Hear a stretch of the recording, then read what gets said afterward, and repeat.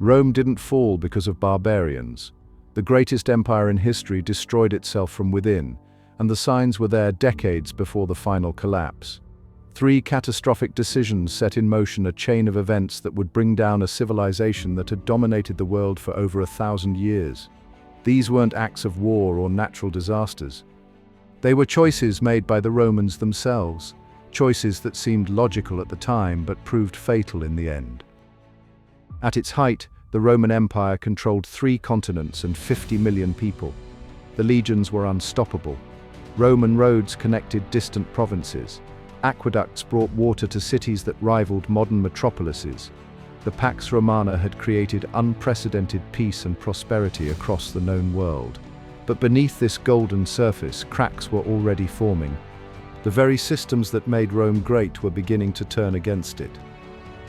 The crisis began with currency debasement.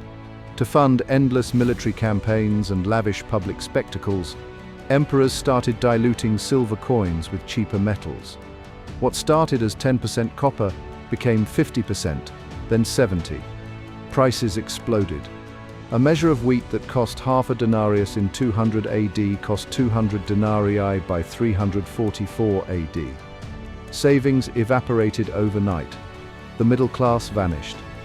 Citizens who had built Rome's economic foundation found themselves impoverished by their own government's monetary policy. Desperate for soldiers, Rome made a decision that would prove irreversible. The empire began recruiting barbarians into the legions, not as auxiliaries but as regular troops. Entire Germanic tribes were settled inside Roman borders in exchange for military service. These warriors had no connection to Roman culture or loyalty to Roman ideals. They fought for pay, not for Rome. The legendary discipline that had conquered the world slowly dissolved as the army became a collection of mercenaries rather than Roman citizens. The Rhine and Danube rivers had protected Rome for centuries, but maintaining these frontiers required constant military presence and enormous expense. As economic problems mounted, troops were pulled back. Border defenses weakened. In 376 AD, facing pressure from the Huns, the Goths requested permission to cross the Danube. Rome agreed, allowing tens of thousands of armed warriors into imperial territory. This wasn't invasion. Rome invited them in.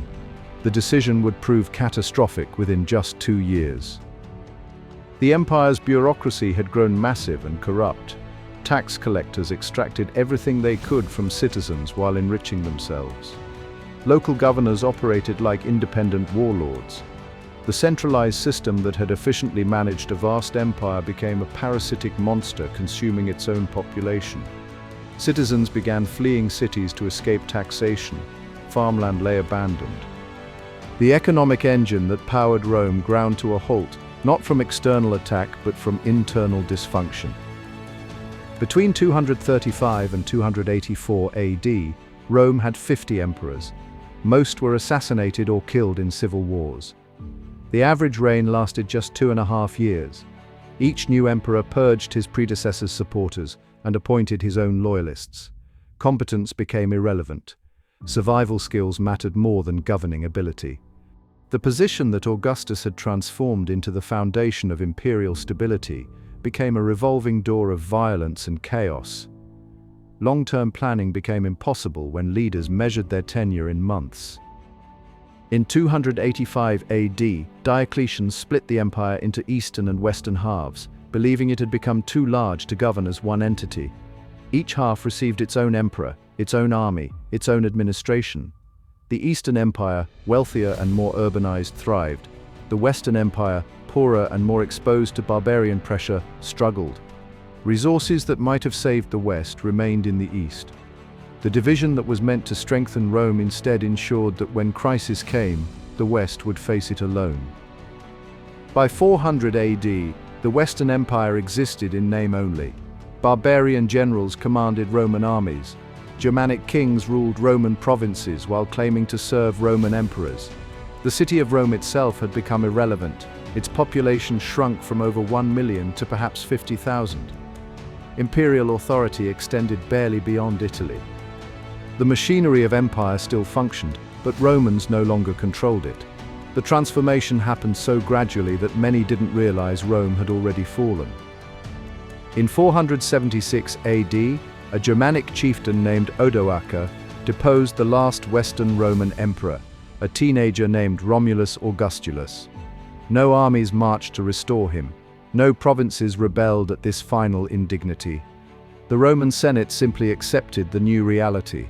The Western Empire ended not with catastrophic battle but with a whimper.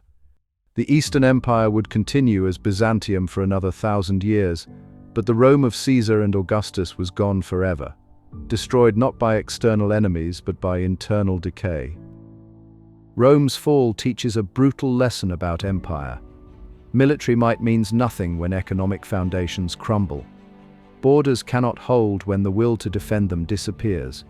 No civilization is too powerful to collapse when it abandons the principles that made it great. The decisions that destroyed Rome were made by intelligent people facing difficult circumstances, yet each choice brought the empire closer to oblivion.